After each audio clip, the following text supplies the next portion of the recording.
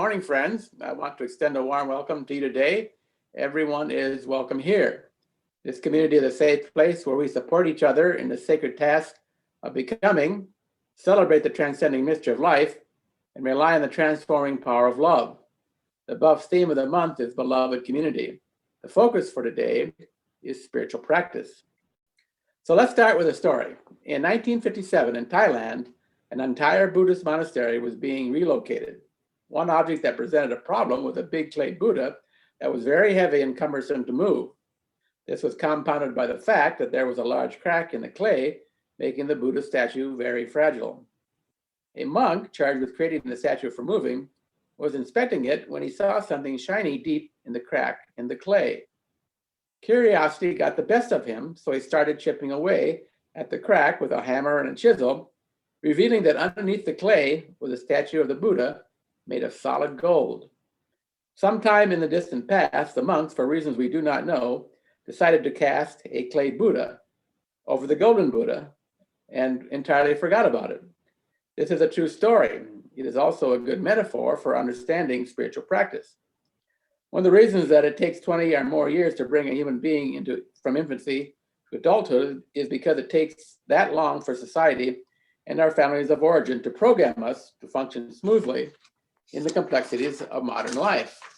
The problem is that our programming, no matter how lovely and artfully done, is often out of sync with our Buddha natures, what is called the Tao, or just the truth. Our programming is our clay Buddha, very attractive and functional, but only a representation of the golden Buddha that lies hidden inside each of us. To make matters more complicated, we are so intent on getting the programming right, making our clay selves beautiful, that we lose sight of and forget about our golden Buddhas. Spiritual practice is the process of chipping away at one's clay and connecting to the golden truth. It is journeyman's work, a hammer and chisel operation. If one does the work, spiritual practice is almost always successful.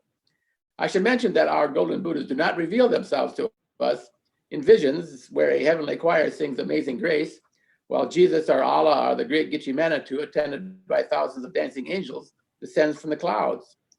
The result of spiritual practice shows up much more quietly in our lives as kindness, happiness, compassion, love, joy, gratitude, and the ability to face our finiteness. I should also mention that spiritual practice is not just prayer and meditation.